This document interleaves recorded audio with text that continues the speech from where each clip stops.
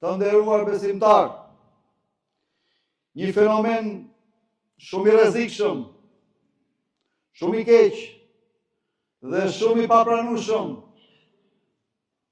ndodhet në mesin e muslimanëve.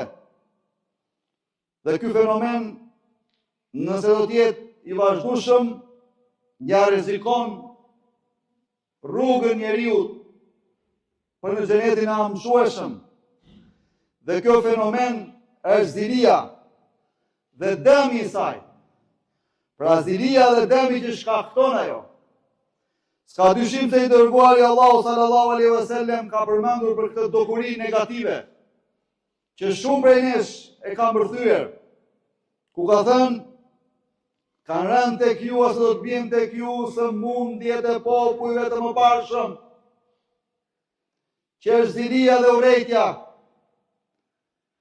Ajo ka për t'ju shkatëruar si që shkatëroj ata. Në një hadith tjetër i dërguari Zotit thot, ruajini zilis, sepse ajo i djeg të mirat, ashtu si që djeg zjarri, drujt apo barin.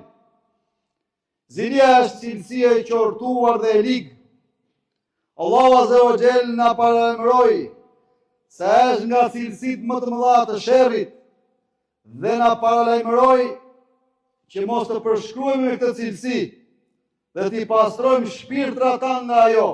Allahu Azza wa Jall na i tërheq vërejtën në librin e tij fisnik, që të kemi kujdes. Gjithmonë në shumë ajete Allahu përmend zemrën, sepse zemra është promotori kryesor i njeriu. Dhe pastrimi i zemrave është gjëja më kryesore. Mos të bëhen zemra siguri, që nuk ndjejnë, se nga zemra fillon gjithçka, ashtu siç tha pejgamberi sallallahu alajhi wasallam. A nuk gjendet në trupin tuaj një copë mishi?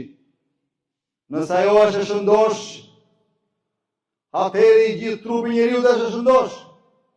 Dhe nëse ajo është e sëmur, atëherë i gjithë trupi i njeriu është i sëmur dhe s'ka dyshim se ajo është zemra.